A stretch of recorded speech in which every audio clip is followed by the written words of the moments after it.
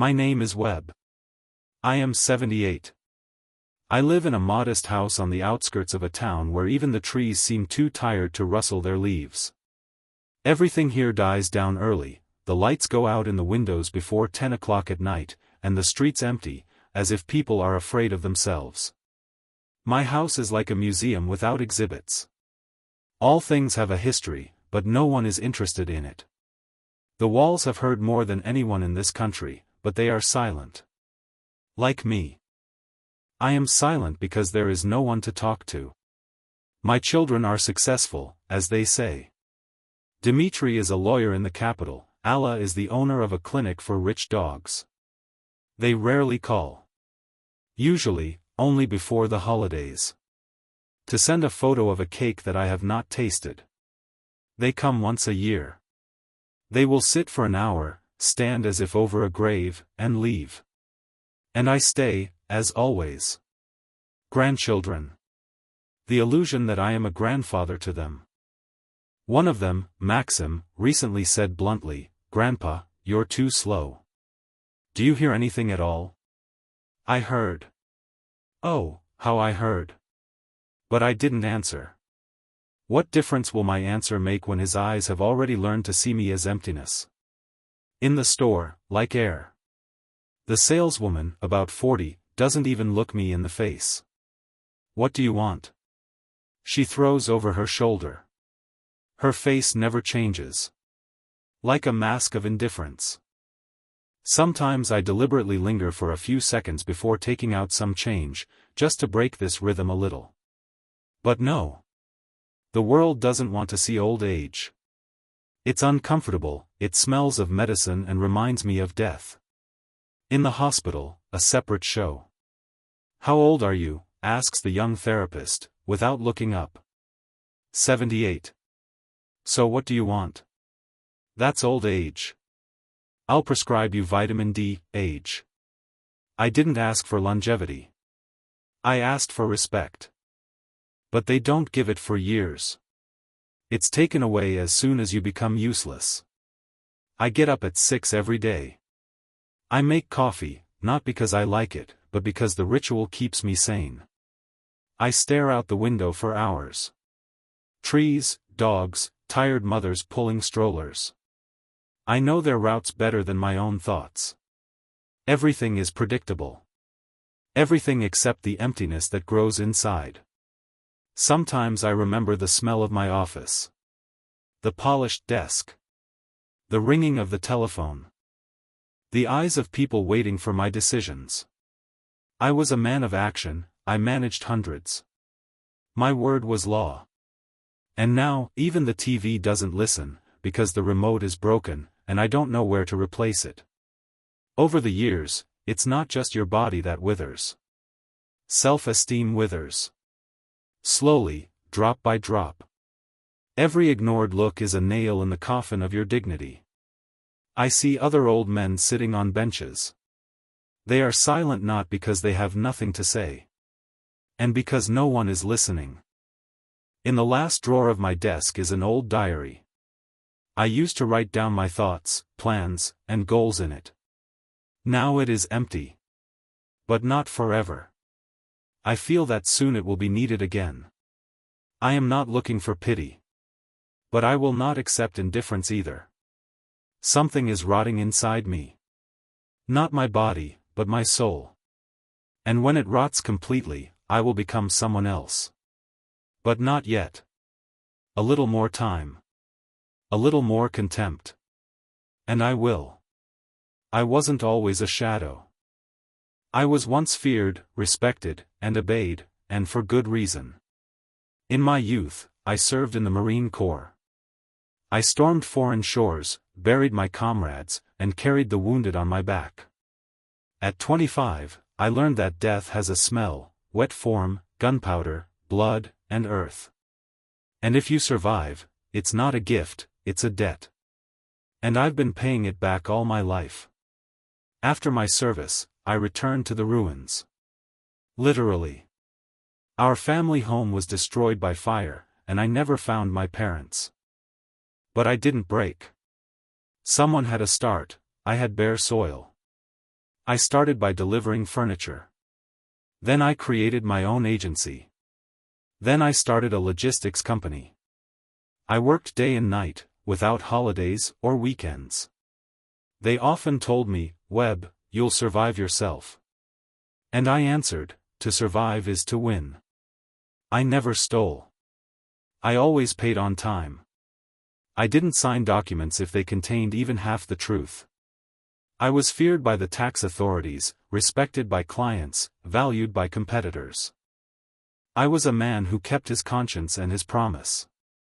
And then I met her. Elizabeth. She was quiet, but she laughed like a thunderstorm, with a spark. We were together for 26 years. She gave birth to 2 children for me, taught me to be silent when I wanted to scream, and to love not for something, but in spite of it. She left quickly, cancer. 1 year. I held her hand in the last minutes until her pulse disappeared. That evening I lost more than my wife. I lost a part of myself that was light. I didn't break. I raised my children alone. I worked, saved, built, planned, invested everything in them. Everything. When my daughter wanted to study in London, I sold part of the business.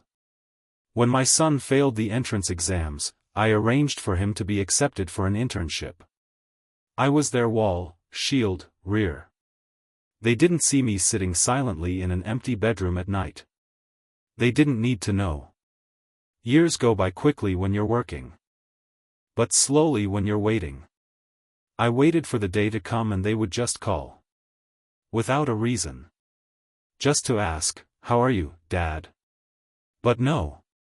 Instead, there were automatic postcards, 15-second voice messages, without emotion. They became important people. And I became old. One day, when I still had the strength, I went to Allah's. I brought old photos, albums, some apples from the garden. I wanted to share my memories. She opened the door and quickly said, Dad, I'm really busy right now, aren't I? Let's do it another time, okay? I stood on the doorstep with those apples like a fool. And I didn't come in anymore. From that day on, memories became pain. Not support, like before. But a weight. They didn't warm me, they burned me. Because I realized, everything I built, everything I kept, has turned into nothing. My house is a warehouse of the past that no one needs. The other day I opened old boxes. They contain documents, certificates, photos. I'm at meetings, on stage, with a microphone. I'm confident, strong, alive. And now, even I don't recognize myself. What happened? Where is the point where everything broke? I thought time heals. Lies. Time is acid. It slowly eats away at what you tried to preserve. And leaves only holes. I see Elizabeth's face in the photo, and I think, how good it is that she didn't live to see this humiliation. She remembers me differently. Strong. I think sometimes at night I hear her voice. No, not from the sky. From within myself. From that place where at least some humanity remains. She whispers, you're still here. But who have you become? I don't know. But I know, I don't want to be like that anymore. When the heart hurts, it doesn't scream. It subsides. Sound after sound disappears, like in a theater after a performance. An empty hall, remnants of applause in memory, and silence, like punishment. I didn't immediately notice how I stopped being needed. It didn't happen in one day. Indifference is a slow poison. It drips every day, in words, in looks, in the absence of looks. And you don't die right away.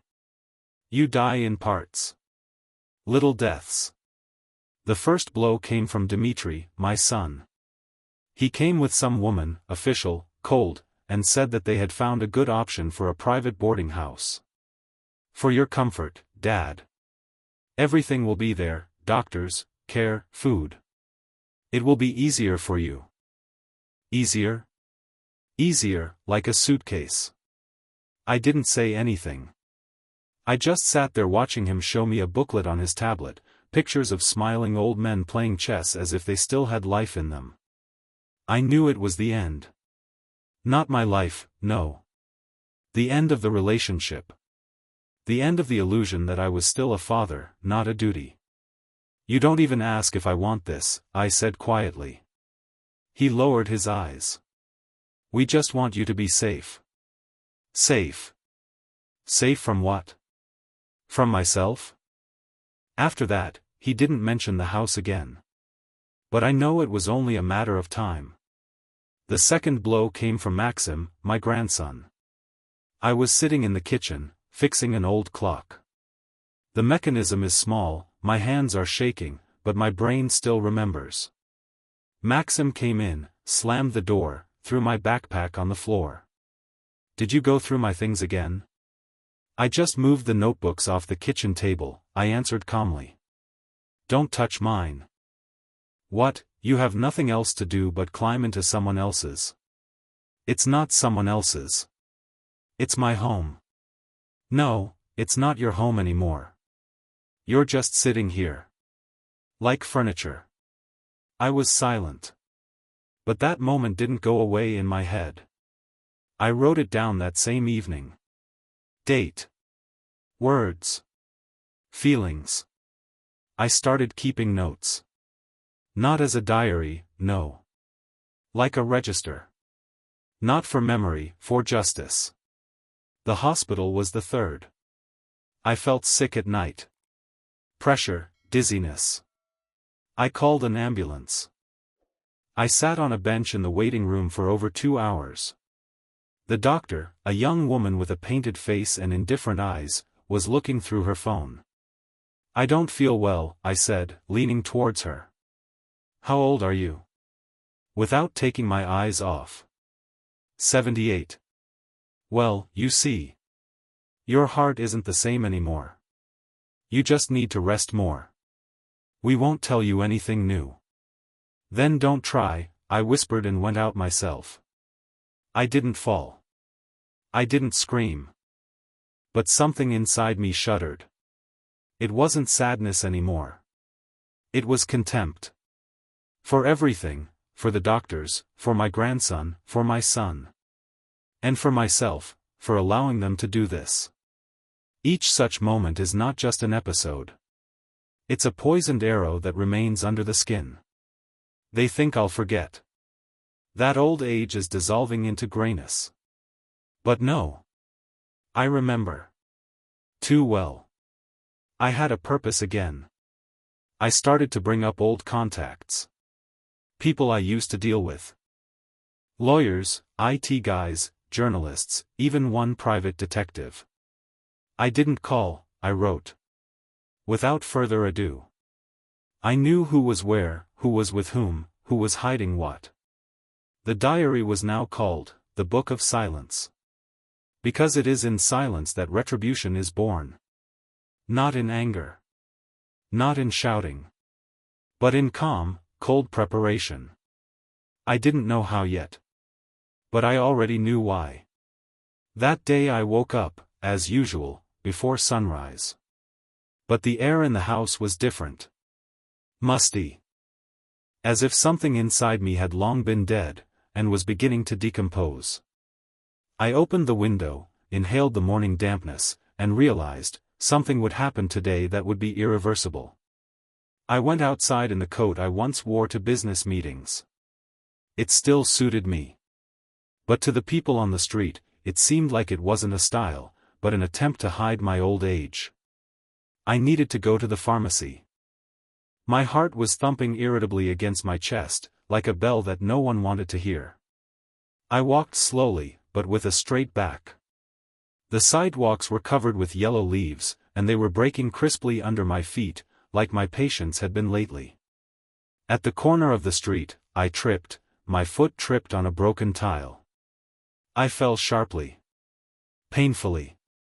My hands touched the wet cobblestones, dirt smeared on my palms. 2 young people were walking nearby, a boy and a girl, both with headphones, coffee in their hands, their lives ahead of them. "Excuse me," I said hoarsely. "Could you help?"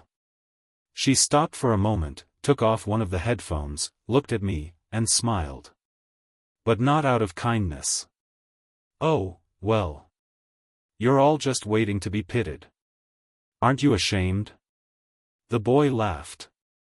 She snorted and walked on. I heard her add in a hurry, like old furniture, "You don't throw it away, but you're not doing any good either." I remained on my knees. In a puddle. My hands trembled slightly. People walked by. One even walked past me as if I were garbage. Another took a picture with his phone. Then everything changed. No, not on the outside, on the inside. I no longer felt the pain in my leg. I didn't feel humiliated. There was only one thing: silence. Absolute, dead silence. It was born in me, like something alive, something that had been asleep for a long time. Old. Dark. Deeper than anger. Deeper than resentment. I stood up slowly. People were no longer people. They were pieces in a game I had neglected but hadn't yet lost. I no longer cared how they looked. I saw only weakness. And that weakness I could use. When I returned home, my steps didn't sound like sounds, they sounded like hammer blows. The house was no longer a prison. It was headquarters. I sat down at the table, opened my diary, the book of silence, and for the first time wrote not just words, but a directive: the tipping point has been reached. Pity has been abolished. Let the game begin. I closed all the curtains. I turned on the old laptop that had been lying under a layer of dust for years. I began to systematize all the names, situations, phrases. Everything that seemed insignificant has now become elements of the map. Dimitri. Allah. Maxim. The doctor. The saleswoman. Those two on the street. These were not just people. These were weak spots in the structure of the world that betrayed me. And I will start with them. Not out of anger, out of justice. My retribution will not be bloody. It will be subtle. Like a needle that you don't notice until it's too late. In the evening, when everyone was asleep, I sat down in the dark with a cup of coffee. Not hot, bitter, like life. And I looked in the mirror. For the first time in a long time, for real. In the mirror, not an old man. In the mirror, a hunter. Revenge is not a scream. It is not a fist. It is not a shot. It is a scheme. A network. A strategy. I am not going crazy. My mind is clearer than ever. What everyone thought was senile silence was listening. What seemed like fatigue was concentration. My transformation is not a flash. It is a cold dampness that seeps into the walls of life. It does not destroy immediately. It waits. It endures. And acts. After falling into a puddle, I worked non-stop. I restored contacts that were considered buried. The internet is not that complicated if you know what to look for. And I knew. My old friend from the army is Orest, a former cyber specialist. We had not seen each other for 40 years. I sent only two things: a scan of an old photo from the front. And the word, activate. A day later he wrote, "Your goals?" I did not name any names. I simply sent the data. A discarded smartphone from a grandson with a voice recorder turned on. A recording of a conversation between a son and a tax consultant. A letter from Allah, in which she asks to destroy part of the medical records. All of them are trifles. But skillfully presented, they turn into traps. I didn't want to destroy. No. I wanted to show them who they are. Without embellishment. Without their facades. I wanted them to see in themselves what I had seen for a long time. It started with Dmitri. His company received an audit. An anonymous tip-off. His partner, with whom he had a shady deal, suddenly filed a lawsuit because he received copies of their correspondence. No one knows how it happened. But I do know. Alla is next. A commission visited her clinic. Someone accidentally sent journalists a video of her experimenting with drugs that were not certified in the country. Her reputation was cracking like old glass. She called me, crying. "Dad, I don't know what's going on. The world is spinning upside down." I listened. Silently. I didn't need to talk anymore. Maxim. I didn't touch him. He was a child.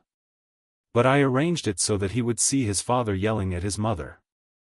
So that he would feel the crack in the family. So that he would see that something was breaking, not outside, but inside the house. And for the first time, he came to me alone. "Grandpa. How are you?" "I'm fine, Maxim. Now I'm fine." My acquaintances, those who laughed on the street, the saleswoman who spoke to me through her teeth, all suddenly faced their own darkness. Her daughter was expelled from medical school for plagiarism. Someone leaked the information.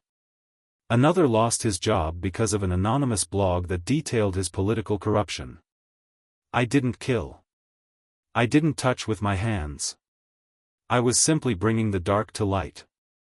Everything looked like a coincidence. Some would say, spoiled karma. But I knew, it was a game. A game in which I am not a piece. I am a board. I am an architect. I became invisible. But they feared me. Not openly, subconsciously. They did not know why they felt anxious when they remembered me. They did not know why their own conscience began to strangle them. I was no longer someone who could be ignored. I kept the book of silence every day. Not only dates. But also the philosophy, justice does not scream. It waits. And comes when everyone has forgotten that its existence is possible. Every night I sat in the dark, not angry, but free. I have no regrets left. Only peace.